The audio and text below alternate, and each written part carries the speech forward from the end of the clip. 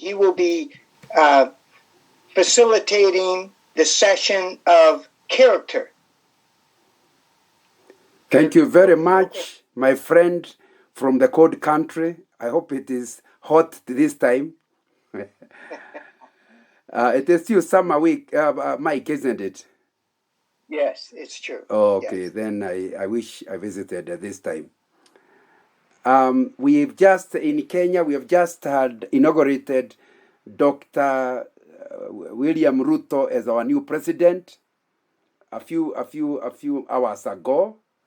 And so we have finished the process, the electioneer process that was quite heated. In fact, it was so heated that the difference between them, out of about almost 15 million votes, the difference between the two candidates was only 230,000 votes. So you can see it's a very small difference.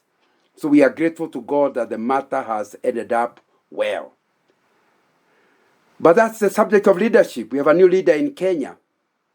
And I just wanted to tell you how change of leadership can bring a lot of change. In 2002, the economy in Kenya grew by 2%. And because our population growth was going at 4%, it meant real GDP was minus 2%. And that's how badly the economy was doing. Change of president to a new president called Kibaki. And the country literally transformed in infrastructure, electricity connection, water connection, and the GDP grew by an average of 5 to 6% all the years Kibaki was in power. To give an example, I think the kind of taxes that used to be collected by 2002 was something like 250 billion Kenya shillings. By the time Kibaki is handing over, we were talking about trillion. It was more than a trillion. And the same thing has happened during the other 10 years of Uhuru. It just tells you how one person, not two, just one person, a change in leadership can make it better for the whole 45 million of us.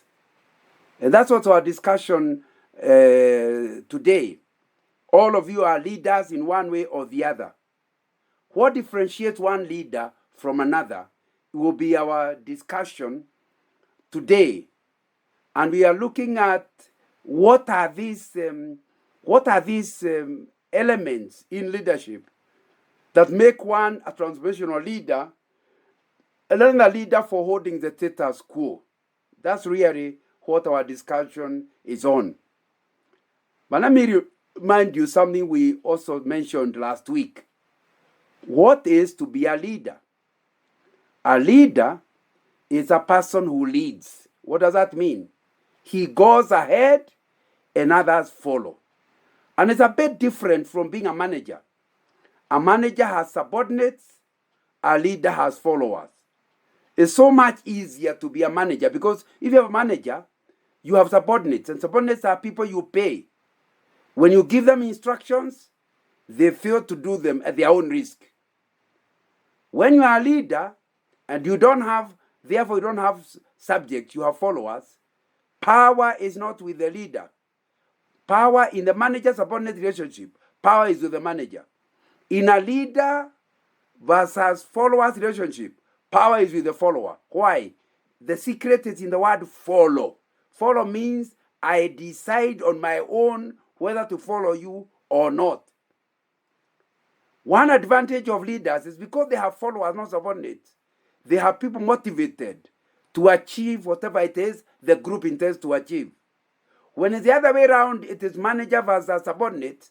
The big difference is that the manager has to keep motivating the subordinates. Otherwise, with the promotions, with the bonus, otherwise he doesn't have their commitment. So you can see, in leading a project, you are far much better doing it as a leader than as a manager. I like comparing leadership and management with the example of a Kigu shepherd. If you came to my village in the 1960s, I went to high school towards the end of 1960s. But if you came to my village in 1960s, you have found me looking after our sheep. The average Kikuyu shepherd boy will go in the morning and open the sheep pen where the sheep are, then go inside and beat them out of the sheep pen and keep beating them until they go to the grazing ground. A friend of mine the other day told me how he had gone to Israel and he was in his hotel room. Then as he was dressing, he looked through the window and saw a shepherd, now an Israeli shepherd, open the place where the sheep were. He didn't go inside. He just started walking away.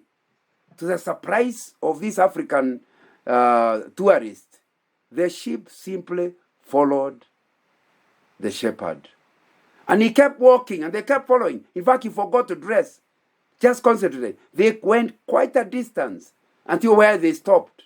He stopped and they started grazing.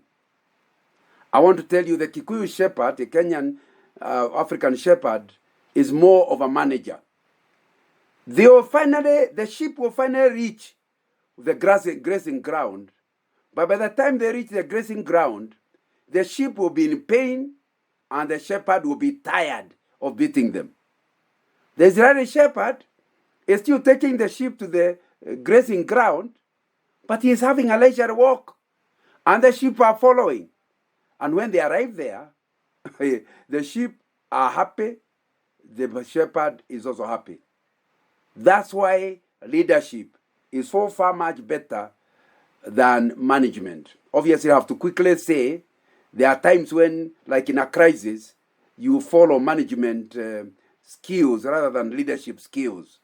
But on a general long-term relationship, you are better off being a leader. And that's what you'll be discussing throughout the ADL. We are discussing how to be a leader and what are the ingredients that allow you to be a leader. Why are these ingredients important? Because I've just told you, when you are a follower, power is with the followers. So there must be something special in you that causes people to admire you, that causes people to be committed to you, that causes people to trust you enough so that when you tell them that ahead is a good place, they don't doubt. They actually follow you, believing that you cannot lie to them. That's what we are saying. How can you get this kind of influence? Is what our discussion is on. And today, we want to emphasize one of the important out of 13 principles, one of the most important principles that gives you influence is called character. And that's a very, very important thing. This week we'll be arguing that without character, it will not be possible at all. It will not be possible at all for you to gain this influence. Such people want to work with you and continue with you. So we are looking at transformational leadership and governance principles. And the first one is character. And here we are talking about a leader pursuing personal and public integrity. Why is integrity important? Because that is the currency for trust. People trust people who have integrity. And if you don't have it, unless you become a manager, people will not follow you. We'll be looking at some stories of people who have been good leaders, and I'll be involving you in coming up with those stories. I'll also mention what our desired outcomes are, look at the core content, then create a few or share a few relevant contextual examples before you look at the application of this on Thursday. And that's really what we shall be covering. But when you talk about character, and that with the character you are going to have influence, what are we really talking about? Character is the foundation of transformational leadership. In other words, you cannot become a transforming leader unless you have the kind of character that makes people trust you. Why transformational leadership? Because transformational leadership is helping your group to move from their comfort zone to a better zone out of their comfort. So to go to this strange place which you are promising them is better, they'll have to trust you, because there will be a process that makes them totally uncomfortable. And for them to agree to go there, they'll have to trust you. The principles of character formation and foundation to the transformational process are therefore very clear. It is the heart of leadership. It's the heart of you being a leader. The complex challenges of leadership and governance have their root in this human heart, e.g., when we talk about you don't have a good character, what you are saying is you have greed, so people can't trust you. Or you have pride, so people can't relate with you. Or you have envy. Or even you are self-centered. Then we say you have bad character. And because you have bad character, we don't want to follow you at all. We are looking for ways of avoiding you. I've said enough, so I want to start involving you. And I'm asking Professor Wicks, Mike, if you can create 2 groups after I explain the questions. I would like you in your group to discuss what's the cure for the human heart problem. You have realized all these things that we are looking at that make you envy, greed, all of them are in the heart. So if you really want to become somebody of influence, you must deal with those things inside you. Question: what's the cure for those kind of heart problems? Question number 2: give an example of a leader you have interacted with yourself. Not one you read, but one you have interacted with, whom you regard as your best example of a leader, of a good leader, transformational leader. Once you describe who he is, the name may not matter because we may not know him, but describe your relationship and what he was doing. Then in the process, question number 3, give us evidence that he was a great leader. Once you break up into groups, agree a leader who will report back to us in only 10 minutes. So you are taking 10 minutes to discuss the 3 questions, and they are not for debate. It's just you just share whatever it is you have and then report back to us.